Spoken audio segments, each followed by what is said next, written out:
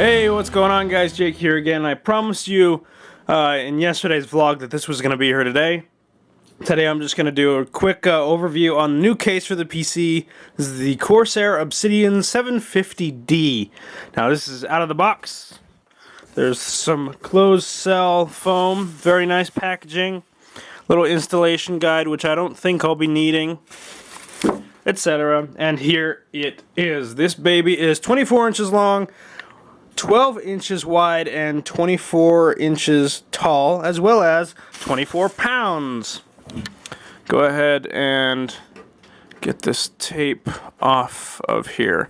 So the front has a very nice brushed aluminum, as well as a panel that will pop right off, where there are two included 140mm fans. Let's go ahead and take this plastic off the front here. Just like that. Brushed aluminum right here. It's actually very, very nice. We have the microphone and headphone jacks here. A little reset button. It's harder to get to, so it doesn't have very loud audible click, but it's very hard to get to, so you won't hit that by accident. Power button is right here and recessed with two blue LEDs right here. We have super speed USB 3.0 ports and two USB 2.0 ports. If you push here and here on the front sides of the case, you can go ahead and pull that right off.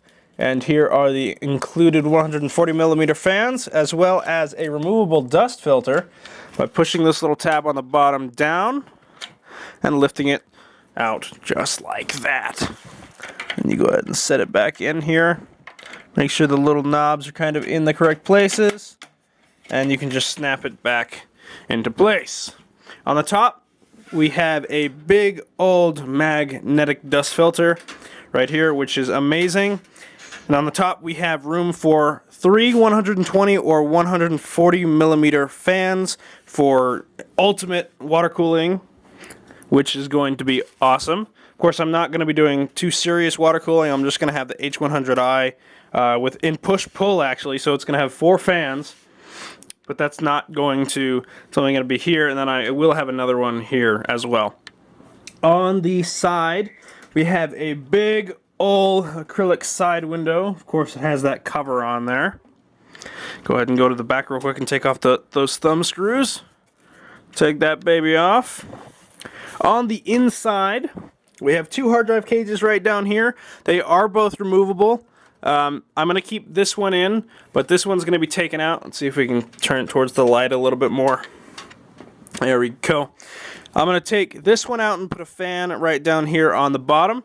I'm going to keep these two in, put the fan controller and drives up here, and then I'm going to be removing this fan right back here. So this case has pretty much ultimate motherboard support. You can put an MATX, even extended ATX motherboards in this case, which is absolutely freaking awesome. It's very nice. It's got a lot of really, really nice rubber grommets for cable management. Looks like there's about an inch of room in the back for cable management back there. We have the fans right up here. They are 3-pin, which is going to work perfectly. I believe they might be all hooked up to one connector. They might not be. And then, of course, back here, you can barely see it. I'll go ahead and turn towards the light a little bit more. We have Ssd mounts. I believe there are 3 or 4 of them right there. I'll be using the one right here in the middle for look purposes. We go ahead and turn a little bit. We have a lot of room up here, so there are going to be 2 fans here, the radiator, and then 2 more fans for the push-pull on that H100i. The fan back here is also a 3-pin, but I'm going to be taking it out because I'm not going to be using that one. Down here we do have a removable dust filter for the power supply, so you can just take that out just like that. Very, very nice. I love the way Corsair has these done. Now that's where the power supply is going to sit.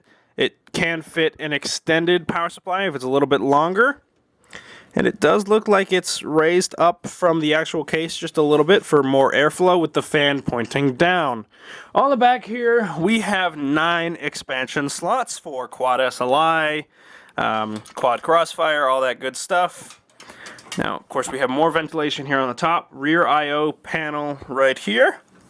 Some grommets for anybody who might do water cooling outside of the case, which is not very many. Up here, real quick, we have these little removable things. I guess you push this down, or you lift it up and then push it down, so it's completely toolless. Lift it up, install the device, push it down, and lock it into place. Let's see, what else do we got here? That's really it. That's pretty much all I'm going to be doing, is just showing you guys this, because I really want to get the system taken apart from the NZXT. I have a whole fan layout already working on. Let's see, so back here I have that old NZXT fan controller from my channel that was unboxed a while ago. This is an NZXT, I don't know what it's called exactly again. Basically, there's going to be a rear fan, there are temperature sensors, there's going to be a temperature sensor in the radiator near the GPUs. We're going to have one fan. Let's see, what number is this? This one's going to be right up here. So one exhaust. Let's see. This one is going to be the front connector. Oh no, I'm sorry. That was wrong. Let's see here.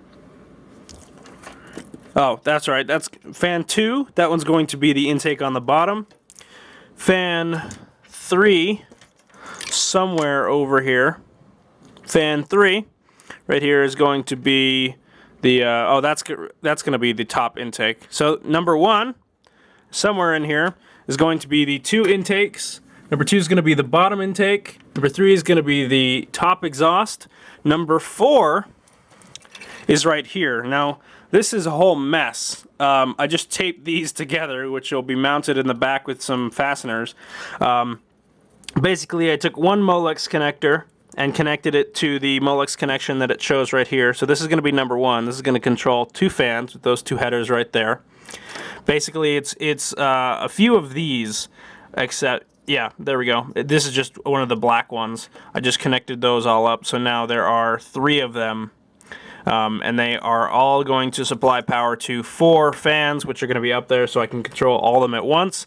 And then fan number 5 is going to be the rear exhaust. So that's going to be pretty exciting. I'm pretty pumped to get this all in there. I don't know how long it's going to take. I'll try and get a video right after this one. It'll just be a continuation on. I'm not going to bother putting up 2 videos about it. So thanks guys for watching. This is pretty much ending the first half. And I might see you guys later. It's about 5 o'clock right now, so I'm not sure how long this build is going to take, but I will certainly keep you guys updated. I don't think I will. And you guys will just see me in probably about 2.5 hours once everything is in there and up and running. Thanks for watching, and continue on to the next video in 5, 4, 3, 2, 1. Alright guys, so after almost 5 hours of building the computer, putting it back into the case, here's all the excess, there's the box, here's one of the cold cathodes that I actually took out, and then this is the old case right here.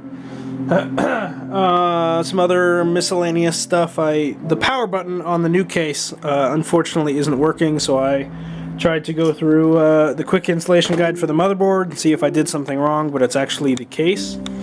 But here it is. So there's one cold cathode out, keep in mind. But that's what it looks like. The LED fans are on the bottom and the back. This is running push-pull now. We have 2 SP120s and then 2 Airflow 120s. Sucking all the air out. Feels really cold right now, actually. Here's another fan right here. So I have that fan controller on the front, as you guys can see. I had this a while ago, but I took it out. It was a while ago. Like, I had it in an old case, and there wasn't a ton of room for it, and there's still not a ton of room because there are so many cables that come with it. So fan 1 is connected to these two fans right here in the front. They're running at 50% speed. These are the fans that came with the case. They're Corsair AF140Ls. And then you see that little orange piece right there. That's the temperature sensor, which is reading 23 or 24 degrees Celsius right now. So this is on my back. Now if we go to fan 2, fan 2 is the blue LED fan right on the bottom here as an intake. And the temperature sensor is an average, so it's right there sticking out, right there. That's the average, somewhat average of the case. If we go to fan 3, that would be right here. So if I go ahead and crank this baby down, you'll see it stop spinning, and I can crank this baby back up to 100 with no worries because it's not going to make any loud noise. Here, go ahead and put my mics over the I'm going to go ahead and turn off the fan towers, and then I'll go ahead and stick the mics right over the radiator that's going at full blast.